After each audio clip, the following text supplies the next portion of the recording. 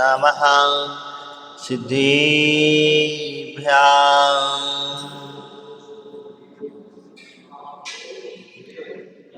ॐ नमः सिद्धिभ्यां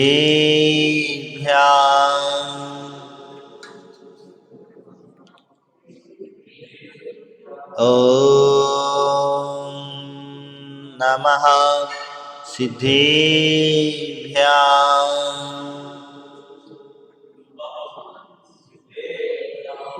बलदेव महादेव कल्याण श्री आदिनाथ भगवान की, चंदा प्रभु भगवान की, पार्श्वनाथ भगवान की, शासन नायक महावीर भगवान की, चारित्र चक्रवर्ती पद्माचार्य शांति सागर जी महाराज की, आचार्य गुरुदेव श्री वीर सागर जी महाराज की, आचार्य गुरुदेव श्री धर्म सागर जी महाराज की, आचार्य गुरुदेव श्री कुल सागर जी महाराज की,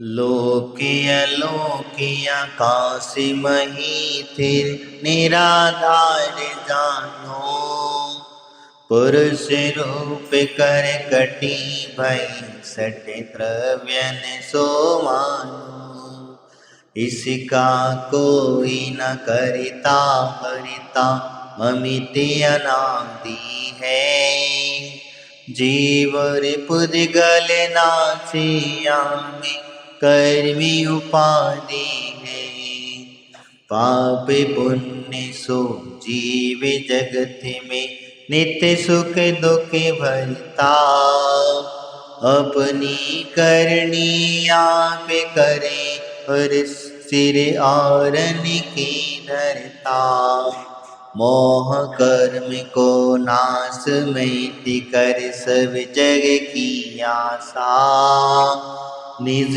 पद में थिर होए लोक की शीश करो वासा। जब जीव आश्रव संवर और निजरा करके उस लोक की चर्चा करते हैं, लोक वह एक पुरुष के आकार के जैसा है। पुरुष के आकार के जैसा क्यों जानने के लिए कहा, क्योंकि एक व्यवस्था है, उस व्यवस्था को समझे बगैर हम वहां तक पहुंच नहीं पाते हैं। अगर कोई व्यक्ति का किसी से परिचय नहीं है और उसे जानता नहीं है, उसकी जानकारी नहीं है, तो क्या हम उसके बारे में उसकी जान पहचान उससे हम मिलना पसंद करेंगे? नहीं करेंगे, क्योंकि परिचय नहीं है तो क्या करेंगे हम। जिससे परिचय होता है हम उसे थोड़ा बहुत भी जानकारी क्यों ना हो। इसी प्रकार से लोक की व्यवस्था है, और लोक जो व्यवस्था को हम जान लेते हैं कि अब हमें कहाँ जाना है, मंजिल जब समझ में आ जाती है, हमारा लक्ष्य हमें समझ में आ जाता है, तो हम उसे लोक की व्यवस्था बताते हुए क्या कहते हैं, लोक अलोक आकाश मही थिर निराधार जानो। बहुत सुंदर व्यवस्था कही है कि आज वर्तमान में जो लोग भ्रांतियां फैलाते हैं, बोझ भ्रांतियों को मिटाने की चर्चा यहाँ पर करते हुए कहा है कि इस लोक को कोई रोक करके नहीं है। क्योंकि कई बार कई लोगों को कई तरीके से समझाया जाता है कि इस लोक को चलाने वाला कोई और है, पालन करने वाला कोई और है, और संहारक करने वाला कोई और है। कई बार ऐसा भी बता दिया जाता है कि यमराज आता है, ले जाता है, दंड देता है, आदि आदि व्यवस्थाएं बता दी जाती हैं। लेकिन क्या वास्तविकता में जैन सिद्धांत इसे स्वीकार करता है? नहीं। जैन सिद्धांत तो अलग ही कहता है। वो कहता है लोक और अलोक दो व्यवस्था समझना। लोक जो है जिसके अंदर में तीनों लोकों की व्यवस्था बताई गई है, और आलोक क्या है जिसके अंदर में लोक हैं और उसके बाहर जितना भी है वह लोकाकाश है। यह आकाश है, आकाश की व्यवस्था बताई है। तो इसीलिए वह कहते हैं कि वास्तविकता में अलोक आकाश में ये निराधार जान, इसे कोई रोक करके नहीं है और ना ही इसे कोई रोक सकता है। कौन रोके हैं फिर? इससे सारे जीव भरे हुए हैं, इन जीवों का भार कैसे रुका हुआ है? क्योंकि बिना आधार के कोई वस्तु रुकती नहीं है। या तो कर्म का निर्जरा होना अति आवश्यक है, तभी वो अधर में रह सकती हैं। हाँ, वास्तविकता कहना तो सत्य है, लेकिन यहाँ जो अधर है वो जीवों का कर्म है, कोई रोक करके नहीं है। तो इसीलिए यह निराधार जानना चाहिए, यानी कि वास्तविकता में इसमें कोई आधार नहीं है, ये पक्का समझ करके बैठना। क्योंकि भले ही कोई कुछ भी कहता रहे, कोई समझाता रहे कि ये इस पर टिका है, ये व्यक्ति इसको थामे है, इसने इस तरीके से लेकर रोक करके रखा है, मैं समझ चुके हूँ कहने का तात्पर्य मेरा क्या है। तो इसीलिए ये निराधार है और इसका कोई भी कर्ता धर्ता नहीं है। आगे बताएंगे, पुरुष रूप कर काटी भय सट द्रव्यन सो मानो। ये 6 द्रव्य, कौन से 6 द्रव्य हैं? 6 द्रव्य में कौन से 6 द्रव्य? जीव, अजीव, धर्म, अधर्म, आकाश और काल, यही है। ये 6 द्रव्य हैं, चाहे जीव, पुद्गल, धर्म, अधर्म, आकाश, काल जिसको हम कहते हैं, ये 6 द्रव्य हैं। और ये 6 द्रव्य जो होते हैं ये शाश्वत द्रव्य हैं, इनका कोई भी कर्ता धर्ता नहीं है। और दूसरी बात एक और कहते हैं कि ये जो द्रव्य का कर्ता धर्ता जब कोई नहीं है तो क्या होता है, तो कैसे काम करते हैं? इस प्रकार से बिना करे तो कोई काम चलता नहीं है।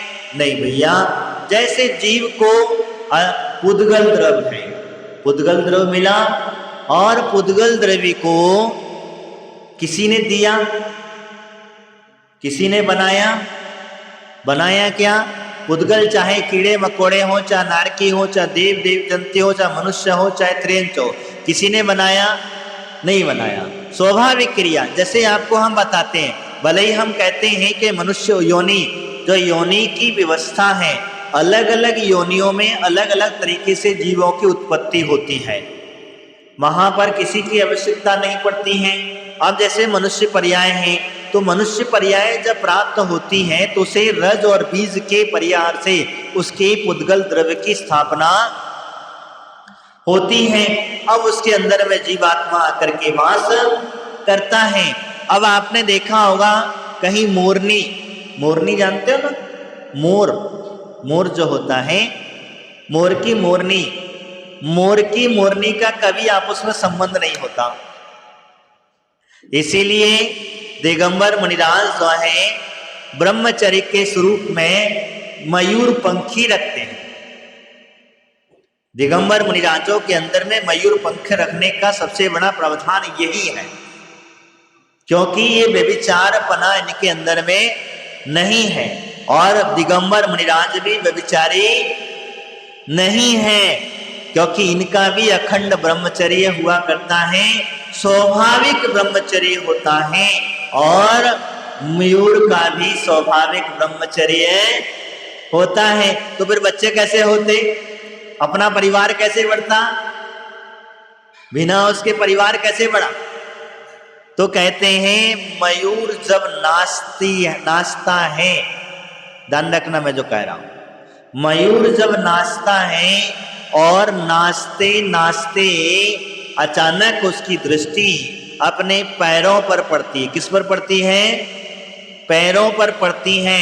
तो वह विचार करने लग जाता है कि देखो मेरा सारा शरीर तो सुंदर है, आकर्षित है, और मेरे पैर सुंदर नहीं है, कुरूपवान है। इनको देख करके मयूर को दुख होता है और उसकी अश्रुधारा बहने लग जाती है। समझ में आया? वो अश्रुधारा जब बहती है तो वो अश्रुधारा मयूरनी अगर पी लेती है, क्या होता है? मयूरनी जो होती है वो इन्हें पी लेती है और पी लेने के बाद ही उसका परिवार बढ़ता है।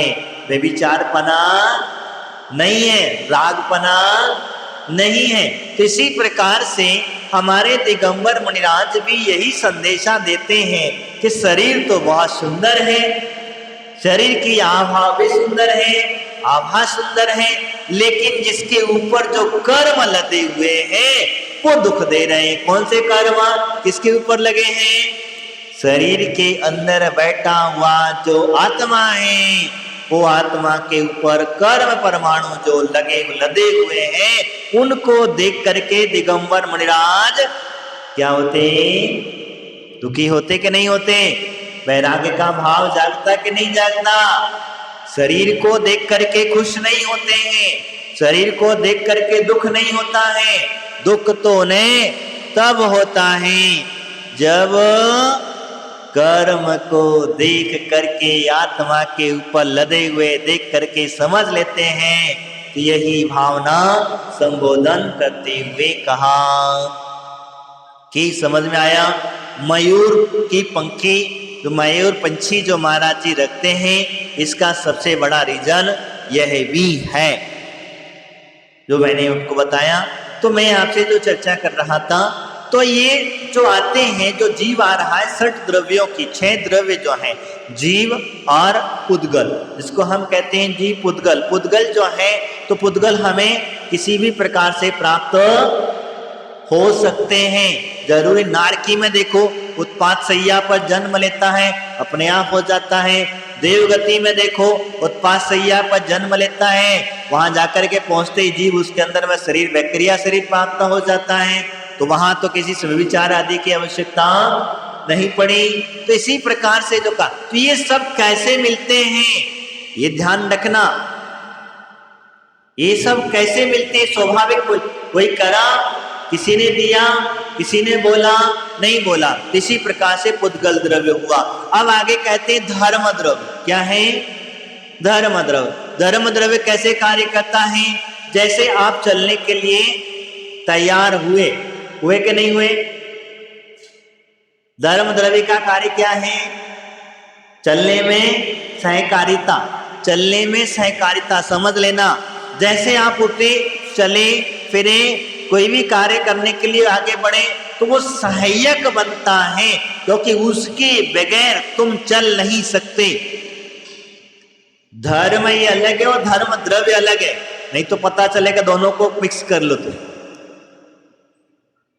धर्म और धर्म द्रव्य दोनों एक नहीं है, ये बात ध्यान में रखना। तो धर्म द्रव्य जो है वो आपको कार्य में सहभागी बनता है। कोई भी कार्य को चलने में जीव और पुद्गल को, किसको सहायक बनता है? वो जीव और पुद्गल के लिए, दोनों के लिए सहायक बनता है। और इसी प्रकार से चाहे आप अच्छा कार्य करने जाओ, चाहे बुरा कार्य कर चलो, चाहे आप मोक्ष मार्ग पर चलो या फिर नरक त्रियंच गति के मार्ग पर चलो, वह आपके हाथ में है। लेकिन सहयोग वह दोनों में करेगा। और कहां तक करता है धर्म द्रव्य? कहां तक करता? तो कहते हैं कि धर्म द्रव्य का कार्य है लोक के अंदर अंदर, अलोक के आकाश में तो नहीं है, अलोक आकाश में नहीं है। और जहां खत्म हो जाता है धर्म द्रव्य, जैसे सिद्ध शिला पर पहुंचे हुए जीव, ध्यान रखना, धर्मात्मा जीव जब सिद्ध शिला पर पहुंच जाता है तो पहुंचने के बाद वापस क्यों नहीं आता? क्यों नहीं आता? तो कहते हैं धर्म द्रव्य का अभाव हो जाता है, ऐसा है नहीं, वहां तो है, लेकिन वो आए किस तरीके से? वो तो अगर वहां से चाहे चलना चाहे, सिद्धात्मा भगवान अगर कहीं जाना चाहे तो उनको भी सहयोग करेगा, नहीं, इसी वजह से वो अग्रभाग तक पहुंचे। कहां तक पहुंचे? लोक के अग्रभाग तक, इसके ऊपर नहीं, क्योंकि जहां तक धर्म द्रव्य था तहां तक वो पहुंच गए, और इसके आगे नहीं है तो आगे नहीं जा सके। यही कारण होता है। अधर्म द्रव्य का कार्य क्या है? ठहरने में सहायक होता है। ठहरने में सहायक का मतलब, जैसे कहीं वृक्ष लगा हुआ है, बढ़िया सुंदर सुंदर छाए हैं, धूप गर्मी का समय है, अब पथिक व्यक्ति थक गया है चलते चलते, तो सहायक क्या बनता? वृक्ष बना।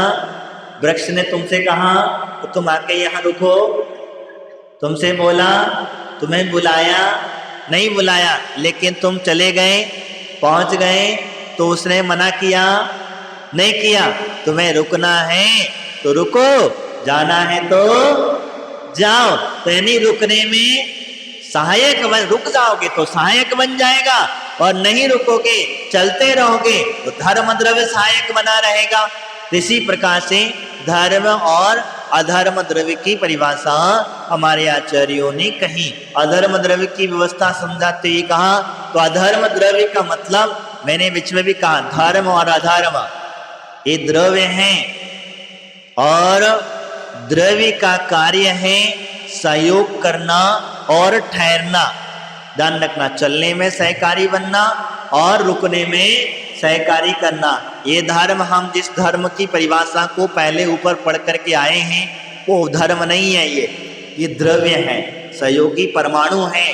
तो इस प्रकार से इन्होंने कहा है धर्म द्रव्य और अधर्म द्रव्य। इसके बाद में क्या है? जीव पुद्गल धर्म अधर्म, आकाश और काल। आकाश द्रव्य क्या है? जिसके अंदर में अवगाहना देने की शक्ति होती है। क्या है? अवगाहना।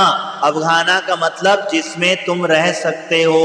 जैसे किसी व्यक्ति ने तुम्हें घर दे दिया कि तुम इसमें रहो, इसे बाहर जाने की शक्ति नहीं है, और अगर उसने वहां से दरवाजा बंद कर दिया, क्या कर दिया? तुम्हें घर दे दिया, घर का बाहर से दरवाजा बंद कर दिया है, तो बस इसके अंदर ही रह सकते, से बाहर भले ही तुम्हें दिख रहा है कि बाहर बहुत कुछ है, लेकिन उससे बाहर जाने की परमिशन नहीं है। तो इसको हम आकाश द्रव्य जो होता है, एक लोकाकाश और एक अलोकाकाश। तो अलोकाकाश ने लोकाकाश को एक जगह दी थी है, अब उस जगह के अंदर में ही आप रह सकते हो, इधर उधर जा सकते हो, जो भी चारों गतियां कहो, चाहे अपने देवादिक पर्याय कहो, पंचाधिक पर्याय करो, चाहे आप मनुष्य तीर्थंकर बन जाओ, तीर्थंकर यानी मोक्ष चले जाओ, तब भी आपको घर के अंदर ही रहना है, घर के बाहर नहीं जाना है। इसी प्रकार से उन्होंने लोक और अलोक दो प्रकार के आकाश कहे हैं। तो अलोकाकाश के अंदर में लोकाकाश है, और लोकाकाश के अंदर में हम सभी रहते हैं। रहते कि नहीं रहते? इसके अंदर ही हम रहते हैं, और इससे बाहर हम भले ही कर्मों की निर्जरा कर लें, हम भले ही कर्मों की निर्जरा कर लें, कर्म समाप्त कर लें, तब भी हम इसके बाहर नहीं जा सकते हैं। ये बात ध्यान रखना, लोकाकाश के बाहर नहीं जा सकते। इसीलिए तो कहा जाता है सिद्धात्मा कहाँ रहते हैं? लोक के अग्रभाग पर रहते हैं, इससे ऊपर नहीं जाते। निगोदिया जीव भी वहां रहते हैं कि नहीं रहते? रहते हैं। निगोदिया जीव भी वहां रहते हैं। जो त्रस नाड़ी है, लोकाकाश की जो व्यवस्था के अंदर में कहा है, तो त्रस नाड़ी के अंदर में वह निगोदिया जीव भी वहां रहते हैं। वहां भी धर्म अधर्म द्रव्य है, लेकिन उनका कर्म अभी शेष बाकी है, इसीलिए वो अभी वहां से निकलते रहेंगे। लेकिन जिनका कर्म समाप्त हो गया है, जैसे फुक्कारे को आपने गैस भरी हुई है और अपने हाथ से छूट गया, तो जहां दीवार का सहारा जब मिल जाएगा तो उससे ऊपर जाएगा क्या?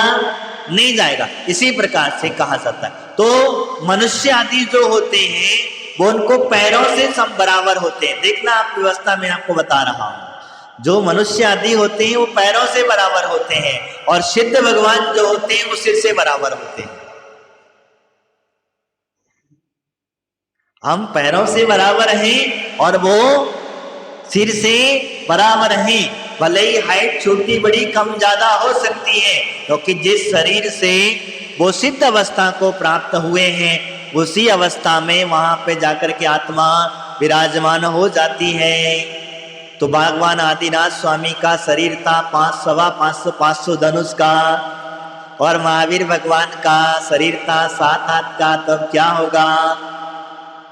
तो जैसी थी वैसी ही जाकर के विराजमान हो जाते, और एक के अंदर अनंत अनंत अनंत अनंत जाके विराजमान हो जाते हैं। ये बड़ी व्यवस्था समझ में आती है। इसीलिए मैं आपसे चर्चा कर रहा था लोक और अलोक आकाश की। अंत में कहा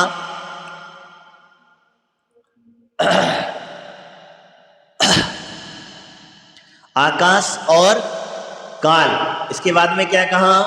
काल द्रव्य है। अब काल द्रव्य है, काल नाम का कोई यमराज नाम का कोई देवता नहीं है, ये ध्यान रखना। ये काल नाम का जो द्रव्य है वो क्या करता है? घड़ी घंटा आदि वृत्त आदि का जो आपको संबोधन दे रहा है, ये व्यवहार काल है। क्या है ये? व्यवहार काल है। और निश्चय काल क्या होता है? निश्चय काल आप कर्म व्यवस्था को जान के किसी समय तक निश्चित रह करके एक पर्याय में रहते हो, निश्चय काल व्यवस्था समझ में आ। तो ये काल है। और काल क्या कहता है आपको? जैसे आपको काल का द्रव्य का बंध हुआ है, कितने काल तक आप इस मनुष्य पर्याय में रह सकते हो। अब इतने समय का तुम्हें काल द्रव्य ने तुम्हें मौका दे दिया, क्योंकि तुमने काल द्रव्य का बंद किया था, काल की व्यवस्था समझी। तो वह कहते जब इतने दिन तक आपने बंद किया है तो वो मिला है, अब इसमें तुम अच्छा करो या बुरा करो। अच्छा करोगे तो अच्छी व्यवस्था बनेगी, और बुरा करोगे तो बुरी व्यवस्था बनेगी। यही प्रकार से कहा जाता है। तो दंड देने वाला कोई दूसरा नहीं है, स्वयं का ही दंड स्वयं ही भुगतता है। ये निश्चित समझ लेना। कोई ना भगवान देते हैं, ना महाराज देते हैं, और ना कोई देवी देवता देते हैं, क्योंकि ये मनुष्य चाहे कोई भी जीव हो वो अपने अपने कर्म के अनुसार ही दंड को पाता है। अपने अपने कर्म के अनुसार ही ये काल द्रव्य में रह करके वह व्यवस्था को समझता है। तो जिन हम द्रव्यों की बात कर रहे थे ये 6 द्रव्य हैं, और 6 द्रव्य कहते हैं इसका कोई ना कर्ता धर्ता अमित अनादि है। कैसे है ये 6 द्रव्य? ये 6 द्रव्य जो हैं इनका कोई भी कर्ता धर्ता नहीं है, इन्हें कोई चलाने वाला नहीं है, इन्हें कोई ना बनाने वाला है। अमिट अनादि है, यानी कि इन्हें कोई मिटा नहीं सकता। जैसे बड़ा क्षेत्र के अंदर में काल का परिवर्तन होते रहता है, काल का परिवर्तन होते रहता है। कैसे होता है? जैसे काल का परिवर्तन प्रथम द्वितीय तृतीय चतुर्थ पंचम षष्ठम, षष्ठम पंचम चतुर्थ तृतीय द्वितीय प्रथम, ये काल में अंतर परिवर्तन होता है। क्या है? षष्ठम में पंचम में क्या है? दुखमा है, जिसको हम कहते हैं दुखमा। प्रथम में क्या है? सुखमा है। इतना सुख है, सुखी सुख है, जो वो उमी का सुख हमारे यहाँ कहा गया है। द्वितीय में थोड़ा सुख और कम हो गया, तृतीय में सुख और कम हो गया, चतुर्थ काल में सुख खत्म हो गया, कर्म भूमि की व्यवस्था आ गई, कर्म सिद्धांत समझा दिया गया। जैसा कर्म करोगे वैसा फल पाओगे। वहां सुख दुख दोनों हो गए। समझ में आया? चतुर्थ काल में सुख दुख दोनों हो गए और पंचम काल में दुख ही दुख है। अब तुम खोजने चले सुख। पंचम काल का नाम है दुखमा। क्या नाम है इसका? दुखमा नाम है। और जब दुखमा है, नाम जैसा काम, क्या नाम जैसा काम है, जैसा उसका नाम है वैसा ही उसका काम है। तो उसी प्रकार से कहा जाता है दुख। अब दुख के अंदर में आप सुख खोजने चले हो। जैसे आप सुख खोजते हो कहाँ? बच्चों में। शादी कर लें, बच्चे होंगे, सुख मिलेगा, गरम गरम रोटियां मिलेंगी। वो गरम रोटी के चक्कर में कितना बड़ा दुख पैदा कर लिए। मैंने एक बीच में बताया था, एक लंगोटी तन को, एक लंगोटी तन में दुख कितना बड़ा पैदा कर देती है। शारीरिक सुख के तनक सा सुख के चक्कर में हमने इतना बड़ा दुख उत्पन्न कर लेते हैं। इसी प्रकार से कहा जाता है कि व्यक्ति वास्तविकता में समझा जाता है। आपके यहाँ जो चित्र बना है कि नहीं बना है पता नहीं है, लेकिन होगा नहीं है। सटलेश्या वाला चित्र जो कहा जाता है, एक मनुष्य जो है एक पेड़ पे लटका हुआ है क्या? हाँ है। पेड़ पे लटका हुआ है। अब देखो कितना सुंदर व्यवस्था, लेकिन फिर भी हम सब देखते हैं पेड़ पे लटका हुआ है और लटक करके वो क्या कर रहा है?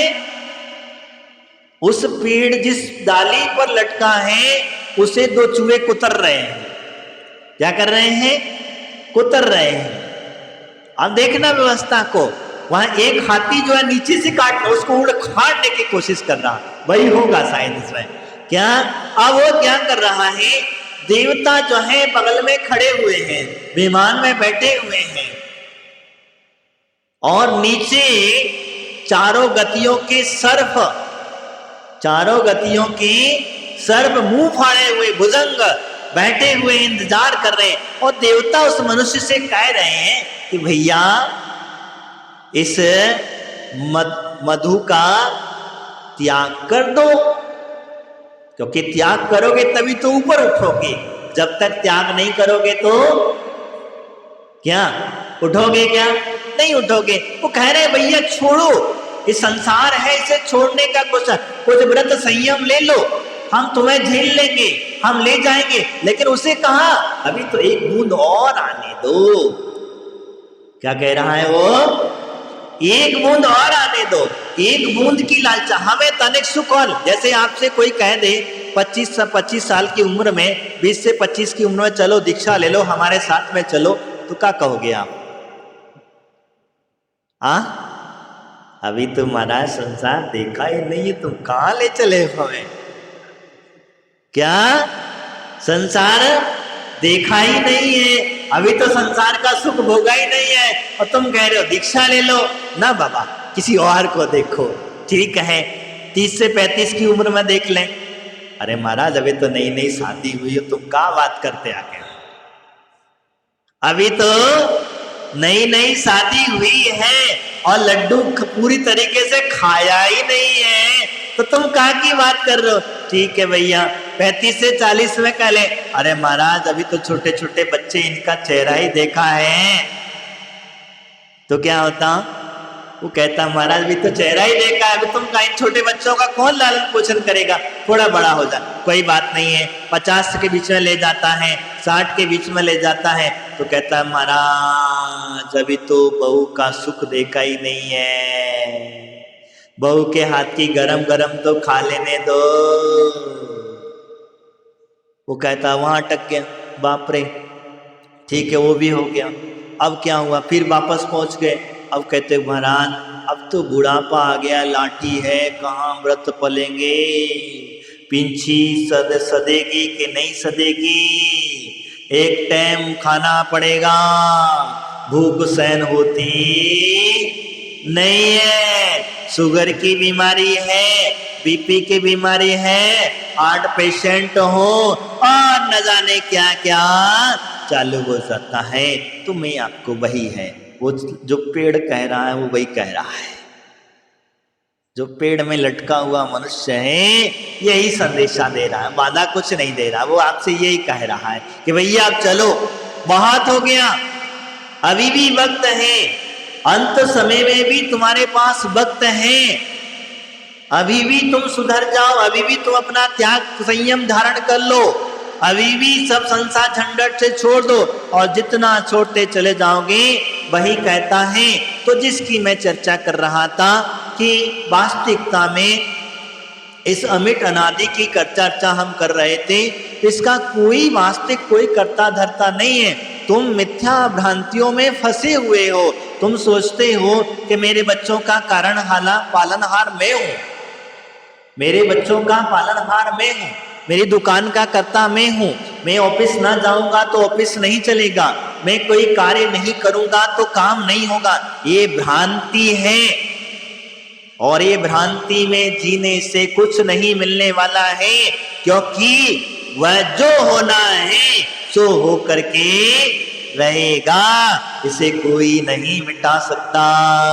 तो ये 6 द्रव्य जो मैंने कहे थे, इनका कोई भी कर्ता धर्ता नहीं है। जब जो 6 द्रव्य अपने आप चल सकते हैं, तो क्या तुम्हारी सारी व्यवस्था अपने आप नहीं चल सकती? चल सकती कि नहीं चल सकती? चल सकती हैं। जैसे 6 द्रव्य अपने स्वाभाविक अपना अपना कार्य कर रहे हैं, तो जब वो अपना स्वाभाविक कार्य कर रहे हैं तो यह भी कार्य अपने आप हो जाएगा। एक व्यक्ति ने जब मैं समझा रहा था संबोधन प्रवचन, उसने खड़ा होकर के मुझसे कहा, महाराज आपने कहा बहुत सब स्वाभाविक कार्य होता है, कोई कर्ता धर्ता नहीं है, सब अपने आप कार्य हो जाता है। मैंने कहा हाँ बिल्कुल सही बात है, इसमें कोई प्रकार का वो दो राय नहीं है। तो अच्छा, तो ये थाली हमारी भोजन की है, अब इस भोजन को अपने आप खिला के दिखाओ। मन का मर गए, क्या हुआ? इसको अपने आप खिला के दिखाओ। हम नहीं खाएंगे, हमारे हाथ से नहीं खाएंगे हम। मैंने कहा पक्का नहीं खाओगे? बोले हाँ नहीं खाएंगे। मैंने कहा तुमको भूखे नहीं है तो खाओगे कहां से? गलत तो नहीं कहा? जब तुमको भूख ही नहीं है तो तुम खाओगे कैसे? जिस समय तुम्हें भूख लग जाएगी, अच्छी तेज तीव्र भूख लगी होगी, तब क्या करोगे? भोजन छोड़ोगे? छोड़ोगे? नहीं छोड़ोगे ना? पक्का है?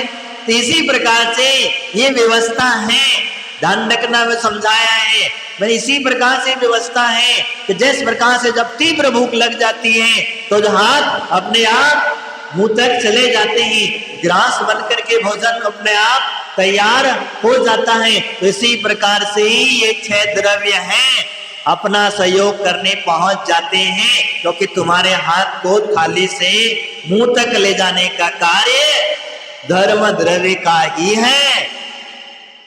सहायक तो वही बनेगा, और उसके बगैर तुम अपना हाथ उठा भी नहीं पाओगे, सहयोगी ना होगा, क्योंकि आपको सहारे की आवश्यकता है। बिना सहारे के चल नहीं सकते। चल सकते क्या?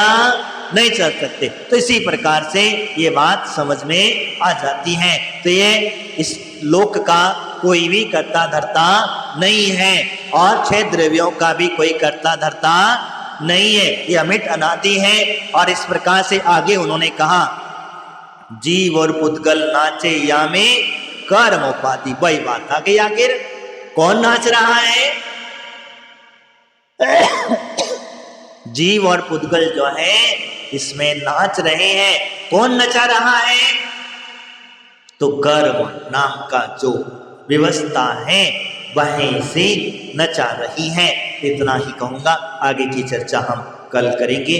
कहने का तात्पर्य इतना ही है कि कर्म की व्यवस्था को जिसने जान लिया वो व्यक्ति जो है अपने आप में उस परम पद को प्राप्त करने चला जाता है। अंदर बैठे हुए उस परम पिता परमात्मा को जानने का पुरुषार्थ करें, क्योंकि उसे जाने बगैर हम उस परम पद को प्राप्त नहीं हो पाएंगे। इन्हीं भावनाओं के साथ बोले महावीर भगवान की अजय बुद्धि श्री फुल सागर जी महाराज की, द्वादशांग श्रीमती माता की।